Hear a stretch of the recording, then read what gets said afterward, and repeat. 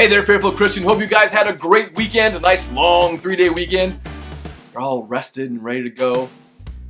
But now it's time to work. We got a short week this week. We've got scripture memorization to do.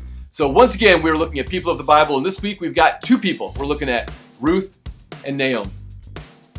Now, I'm going to go over the story real quickly. There's a lot of details in the story that we're not going to go over in this video because for some of you younger kids, it's too much detail and you just wouldn't understand it anyway. And for your older kids, you guys can actually read the book of Ruth. It's a very short book, only 4 chapters. Plus, there's lots of cool, weird stuff that takes place, like, Ruth uncovering the feet of a man while he's sleeping, people trading sandals, all kinds of funny stuff. And it really talks to you about the culture of what was going on in Israel during that time. And so we'll talk about some of that stuff in chapel on Friday. But let me tell you the basic story. Basically, there was this family, this husband and wife, Elimelech and Naomi. They lived in Israel during the time of the Judges. And there was a famine going on. We can assume the famine was because the people of Israel were probably rebelling against God. So rather than trusting in God for his faithfulness, Elimelech and Naomi leave Israel, leave Canaan, and go looking for food in other places. In fact, they go to this place called Moab.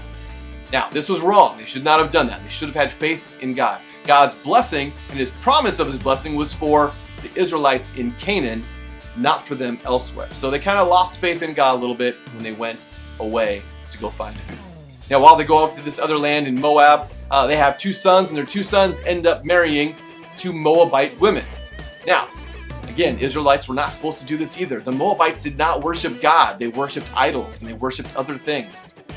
And so God did not want the people of Israel marrying these people who worshiped other gods. So there's a few mistakes that are taking place here by the family of Elimelech and Naomi. And eventually, Elimelech dies, and both of Naomi's sons also die.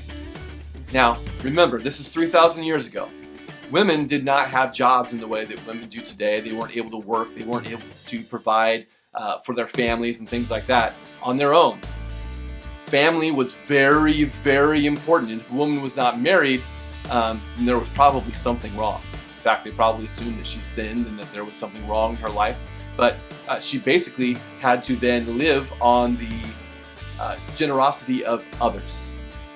That was it. She couldn't work to earn any money or anything like that. So in many ways, Naomi and her daughters-in-law, in terms of Israel, probably would have been like homeless people. And so Naomi tells the 2 young ladies, hey, you need to go back to Moab. You're still young. You can go marry other people. I'm old. I have no hope of having any more children. You guys go back and get married and enjoy your life. I'll go back to Israel because there's food now in Israel. And Orpah, one of the daughters-in-law, not Oprah, Orpah, goes back to Moab. But Ruth tells Naomi, I am not going to leave you. I am going to go with you. In fact, that's where our scripture comes from. Ruth chapter 1, verses 16 and 17. But Ruth replied, don't ask me to leave you and turn back. Wherever you go, I will go. Wherever you live, I will live. Your people will be my people, and your God will be my God. Wherever you die, I will die, and there I will be buried. May the Lord punish me severely if I allow anything but death to separate us. This is a great story of friendship, first of all. Friendship because there were probably many more differences between Naomi and Ruth than there were similarities. Naomi was from Israel. Ruth was from Moab. Naomi was much older. Ruth was much younger. They worshiped different gods.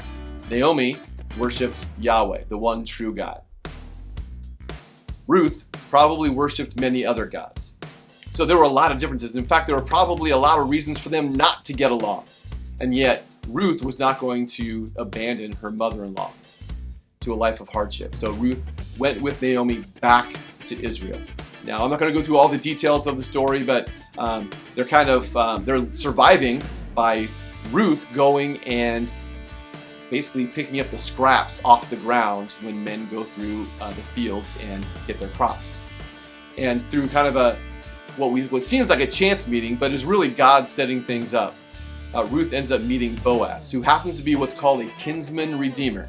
Again, we don't have time for me to get into all of that about what a kinsman redeemer is here in this video. We'll talk about it more on Friday in chapel. But by marrying Boaz, Ruth is able to keep the inheritance that her husband would have gotten as the son of Elimelech. Again, hard to understand. I won't go through all the process, but Boaz becomes the kinsman redeemer of Ruth. And as an example of how Christ has redeemed us. So even though Elimelech and Naomi made a mistake, they left Israel and they should not have. Even though they made mistakes by allowing their sons to marry Moabite women, that was a mistake, God still showed his grace and mercy upon them, so much so that he was able to help them redeem the situation. The land that was part of Elimelech's inheritance for his son was saved to Ruth because she married Boaz. And now things are restored back to normal. But not just back to normal, but Ruth actually becomes somebody important because she is actually the great-grandmother of King David by marrying Boaz, and they have a son, Obed. Obed has a son, Jesse. Jesse has a son, David. By doing that, Ruth now becomes an ancestor of Jesus, because we know that David was an ancestor of Jesus. Therefore, Ruth is also an ancestor of Jesus. This is somebody who's not even an Israelite. And yet God sees fit to redeem the situation and make things right because he has grace and mercy for us. See, even when we screw up, God can use it for his good and his glory. And that's important for us to know. Because listen, we all screw up all the time.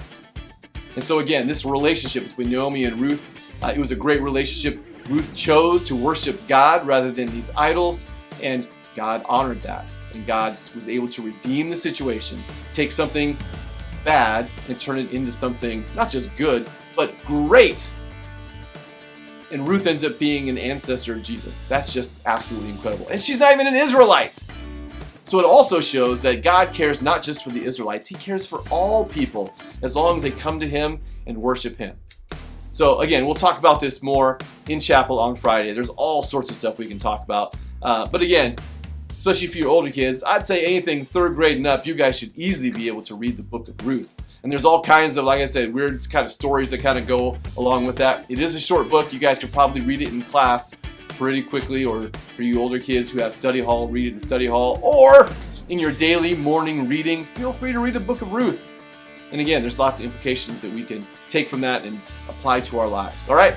So once again, we'll talk about it in chapel on Friday. Lots to talk about. You guys have a great week. It's going to be a short week. I'll see you guys around campus. God bless.